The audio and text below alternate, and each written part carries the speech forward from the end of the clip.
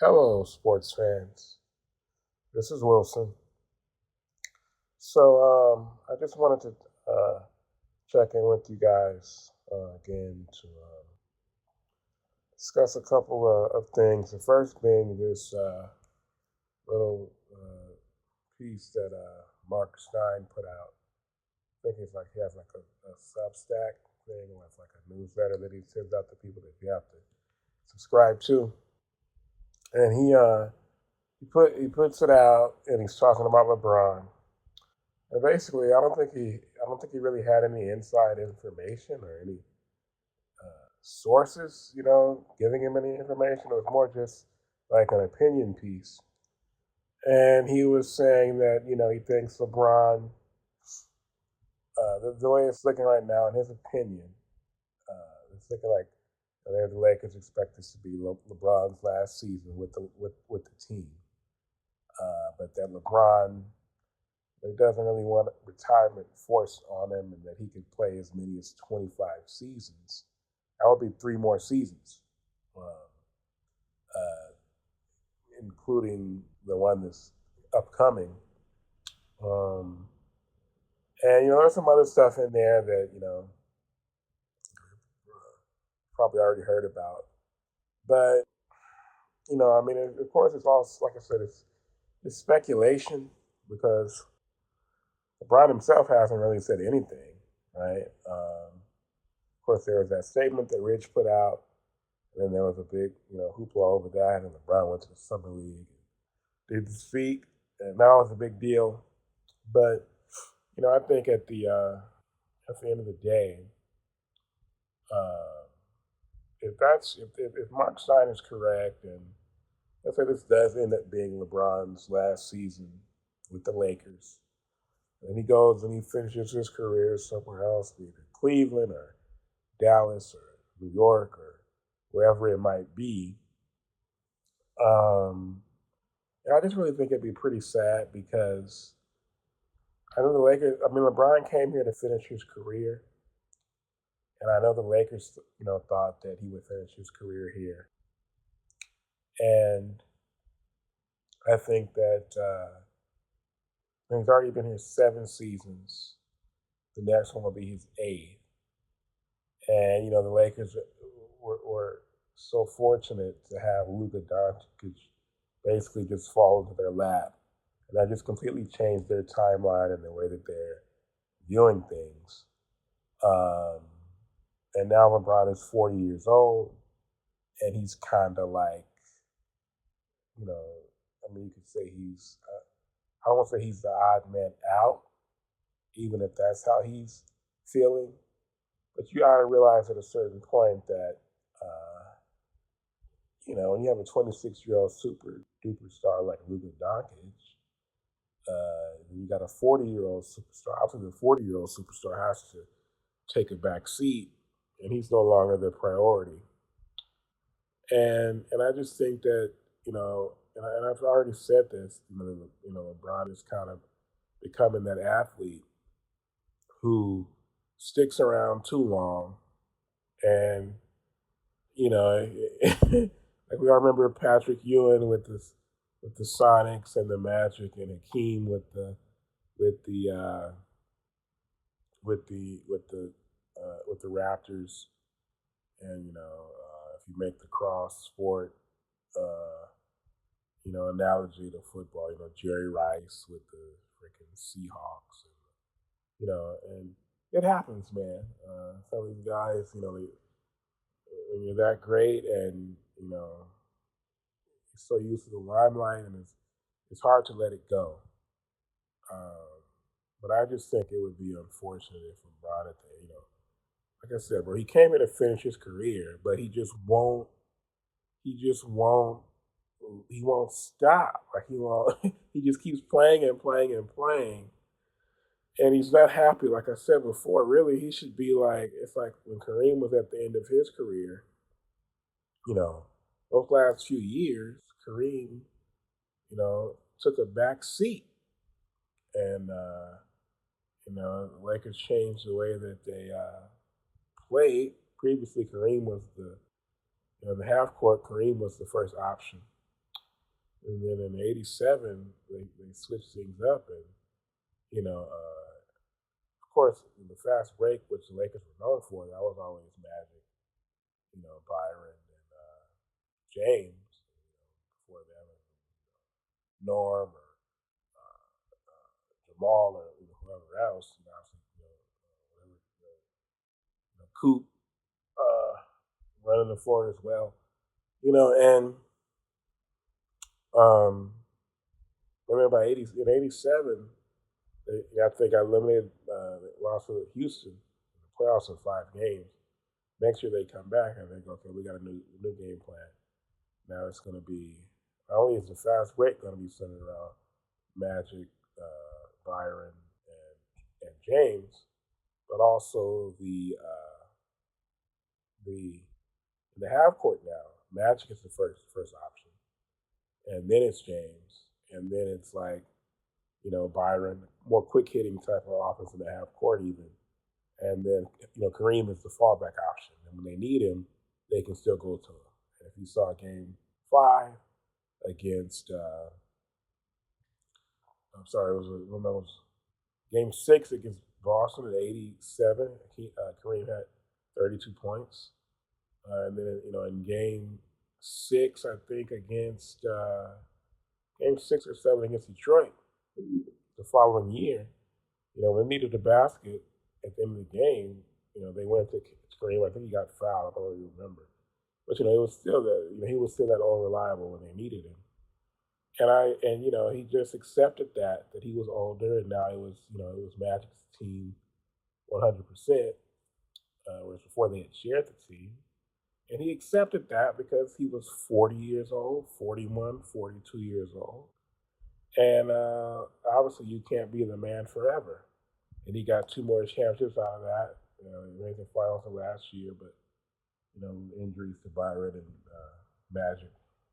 They didn't really have a chance against Detroit that year. But then in Kareem, he got his welfare, his farewell. I almost said welfare tour, his farewell tour, and that was the end of it. And he retired with dignity, right? And with the way LeBron is doing this stuff, man, it's like imagine if Kareem was like, when Kareem was 40, right? So going to that '87 season after they got eliminated by Hakeem and Sampson. If Kareem was, and they come into camp and Pat's like, okay, we're going to do things differently now, even in the half court, Cat. You're going to be you're a fallback option now. It's Magic, Byron, and James. They're going to be that's what our offense is going to be based around fully. Magic Kareem at 40 years old going, what the hell? What do you mean? What are you talking about? It's Magic. I'm Kareem Abdul-Jabbar. I have 6 MVPs and all these different things. I'm the all-time leading scorer. Um, that would have been preposterous, and of course, Kareem didn't do that. Now, LeBron is not.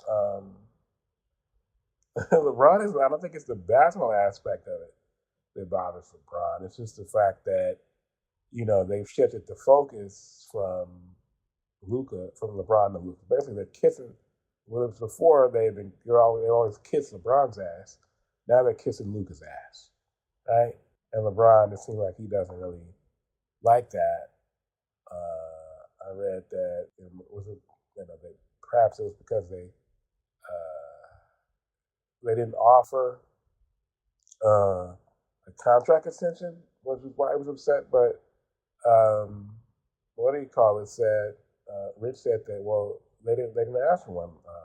He and LeBron. So I mean, regardless, at the end of the day, no matter what it is, it's like LeBron should not expect at his age for the Lakers to still be, bowing down to him, right? He should just be okay. We got Luka now. He should be excited.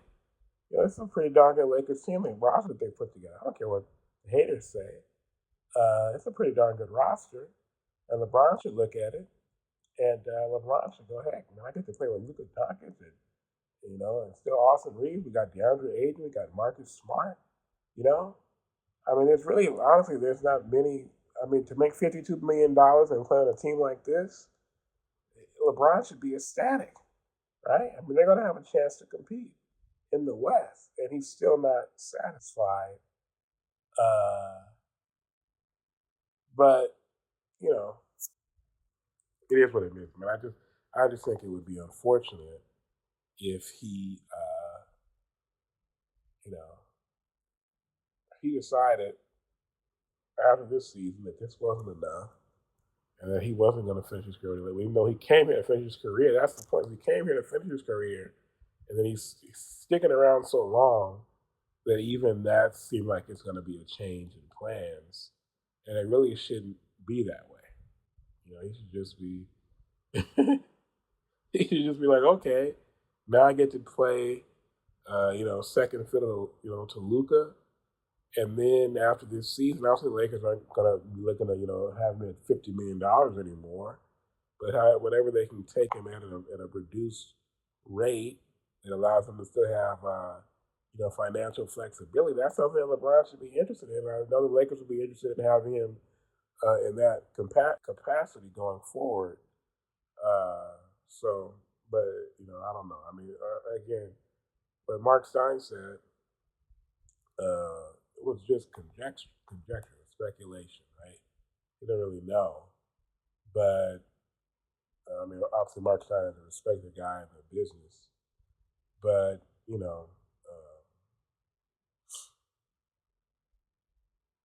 I mean, LeBron is the guy. I mean, he and Rich, they're the ones who set this off to begin with when they, when Rich Rubin released that statement. That's what started this whole thing. Before that, I was thinking, it was all good. He'd had Luke on the podcast and all that, and then they set off this, firestorm. So you can't really, even though I said last episode that I thought the media was being dishonest because they only cover the part of it that makes it look like there's like trouble in La La Land, right? It's like this turmoil and LeBron might want out. I only covered that part. When he showed up to Summer League the second time and he was, taking pictures and dapping everybody up, all the Lakers who were there, they didn't cover that because that doesn't get as many clicks. And I spoke about that in the last episode. But on the other hand, you can't really, you can't knock the media for covering this story when, all LeBron had to do was just opt into the contract and then not release that threatening statement through Rich. But that's what started all of this. So it is what it is. Right? It would be unfortunate. Um, but if he goes to Cleveland and finishes his career there, I mean that would still be kind of sad because, like I said, he left Cleveland and came here to finish his career here. So if he goes back, it's kind of like, bro, quit going back and forth, right? It's his third time, in Cleveland. Um, but if it's Dallas or another place like that, it's kind of like, man, you're doing too much at this point. And you just hate to see that because he's been such a great player. You like to see guys retire with dignity and with grace, and know when it's over and when to bow out, and know how to retire. You know, um, in a way that allows for a storybook, or an ending that everybody remembers as something that was, like a positive, instead of a negative. All right, so switching gears, and this is really what I wanted to talk about. Was obviously Hulk Hogan passed, and obviously the reaction was, very much mixed. You know, um, had half the people, especially I guess the African American community and the far left liberal left wing, um, they were like pretty much you know throwing dirt on his grave. I don't know if that's the expression or not. Hogan died at 71 of a cardiac arrest, and like I said, you had half the people they're pretty much like boo because of the latter day Trump support. He was at the RNC last year supporting Trump, and then of course the one that was the big, um, really divisive thing was those comments he made years ago. They were caught secretly recorded where he was saying that he wouldn't want his daughter dating a black man unless it was in his words an 8 foot tall black who man had $100 million or whatever he said, right? And for me, and I'm black, I'll be the first person to tell you. To me, Hulk Hogan's legacy is not controversial. Uh, on this podcast before, we did our top 10 um, wrestlers of all time, and I had Hulk Hogan number one. I don't really see how anybody cannot have Hulk Hogan number one when you talk about the greatest wrestlers of all time. Most wrestlers, their peak only lasts, you're talking about 5 or 6 years max of a guy being the number one guy, right? Uh, you're talking Austin. Austin's like, 96 is King of the Ring. That's the start of it. That's when he beats Jake the Snake and he goes, Austin 316 says, I just whipped your ass. Right? 97, it continues. And then 98, that's when the Attitude Era begins when Austin beats Shawn, for the title. Right? And that continues through so you're talking like 90s, 98 through like 2003, where Austin is just as big as you could possibly get, right? Then same thing with Rock. Rock's kind of like 99 through like 2003, 2004, where he's just he's everything, right? Shawn, he's 95ish through like 98 when he drops the title to Austin. That's like 3 years, right? Um, Hitman had a run. Uh, he was the biggest in WWF between Roman Hulk left. Really, I want to say Brett from like 92 to like 97. Brett said himself that 97 he thought was his most successful year in wrestling. That's the year the Montreal Screwjob happens. Then he goes to WCW. So that's a nice little 5 year run for Brett. And you have guys like Flair and Undertaker who have these super duper long runs of excellence. But like how people say that Jay-Z, I don't think Jay-Z is the greatest rapper of all time, and people always say he's the greatest of all time, but he was never actually the biggest rapper in any single moment, right? So if you think about it, you go from 96 through 2003. Well, in 96, B.I.G. B.I.G. doesn't die until 97. Tupac dies in September of 97, right? So All Eyes on Me was already out. So and then Snoop still even Snoop still. In '96, Snoop was still the biggest rapper numbers wise in the game. Actually, Biggie Smalls came out. Life After Death came out in '97. Excuse me. But still, Biggie Smalls. So you're talking Biggie Smalls, Snoop, Tupac. They're still bigger. They're bigger than Jay-Z in 1996. Although Reasonable Doubt comes out, and his legend begins, right? And then from there, you're talking DMX, you're talking Eminem, you're talking 50 Cent. So by the time Jay-Z retires for the first time in 2003, Nelly had come in there and had a big run. So you could, like people say, he was never actually like the number one like biggest You can't remember what Ja Rule did. Ludacris.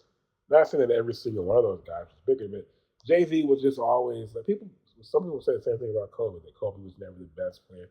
Even though that's like rewriting history. That's revisionist history. It's pretty much everybody agreed that Kobe was the best player. Between 2006 and like 2010.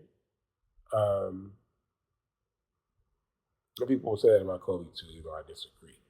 But the point of that whole thing is that Ric Flair is kind of in that category where I don't know if he was ever, you know, the number one biggest and most important wrestler in the world in the way that Hulk Hogan was, and Austin and Rock. But he was obviously like he was like top two or top three, down there at all times for like 15 years basically, right?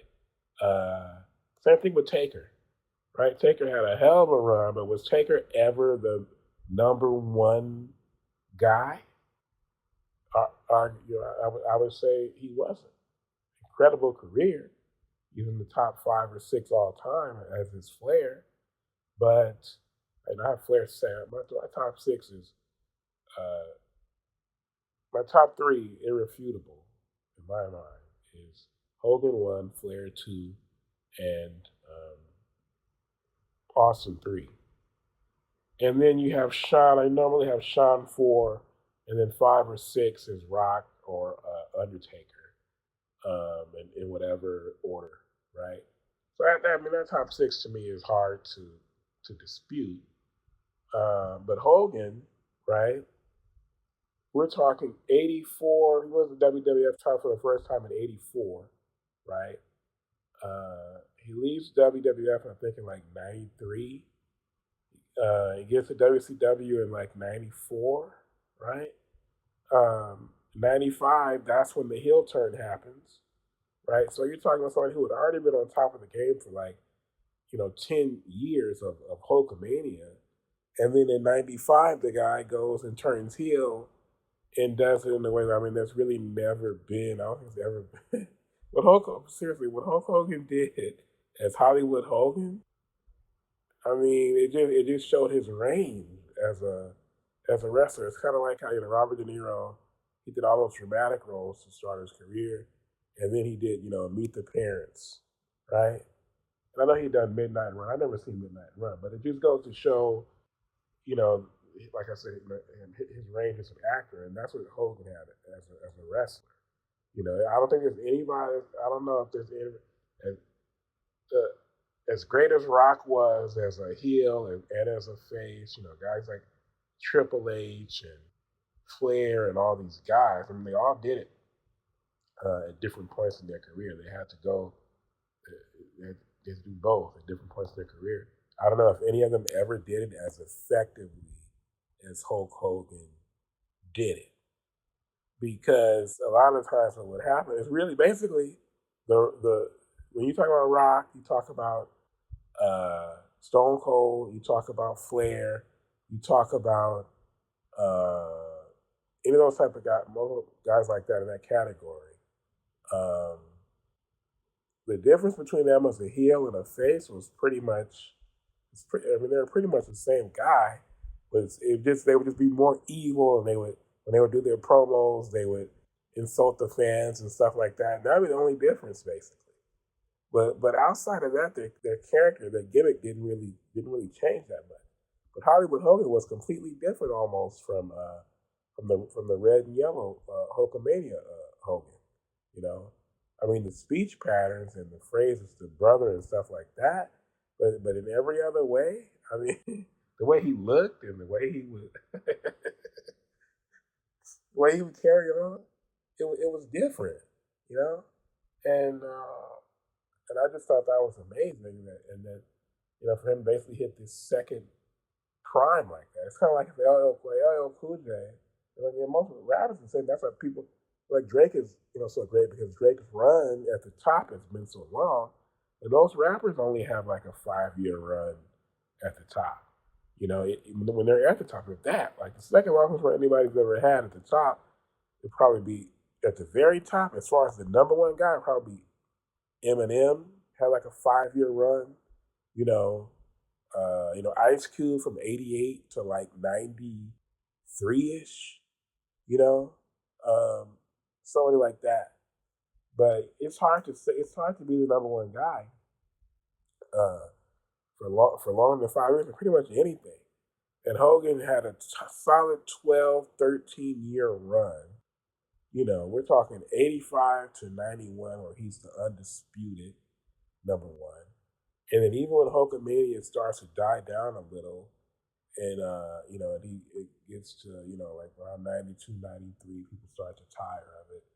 And he goes to WCW, but '95 he comes right back with it, bro, with the Hollywood Hogan, and had the WWE. It took a couple of years for WWF to catch their breath and adjust to what the NWO was doing. I mean, WCW was kicking the WWF's ass, and then Stone Cold Steve Austin, he really saved the WWF, but it started with what the NWO was doing, and when Hogan turned heel, that just was such a game changer. And the domino effect was crazy, because it forced the WWF to completely change the way that they were doing business, and that brought in the Attitude Era, and then you saw the rise of Austin and Rock and Triple H and Kurt Angle and all the guys who made that era, so great and so unforgettable. So,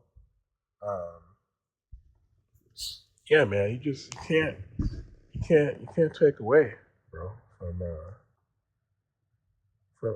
from what the Hulkster did, because he was the most important person, in that,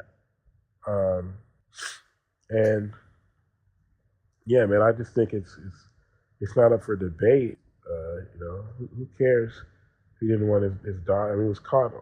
Hey, the same thing with Donald Sterling, bro. If I say something in private, we all talk and say things, and I don't even give a damn. I'm one of those people who says anything I feel like on the internet, like about I have nothing to lose, and I just think it's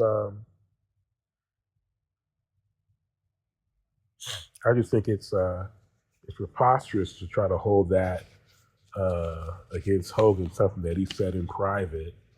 When a lot of it, like I said, things I say in public on the internet, and the things that Hulk says in that clip. There's all type of politicians and all type of people who say the same type of stuff, depending on their race, about other races, and because they do it in private, if nobody hears it, they get up and put on a face and pretend like they're this and that, and they're not, bro. So Hulk Hogan was a true household name and a crossover star for so long. He was the first crossover wrestling star, and if it weren't for Hogan, there would have been no Stone Cold, there would have been no Rock, there would have been no John Cena, and on and on and on. It all starts with him. So how can you, just because he said something on a tape years ago that he apologized for, it's like, come on, grow up. He was Hollywood. He was Hulk Hogan, man.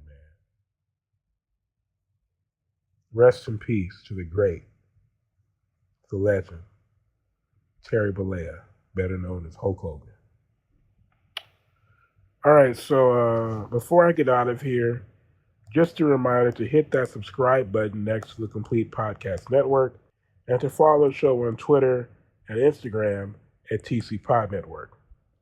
You can also send feedback and mailbag questions to Complete Lakers Podcast at gmail.com. I am out.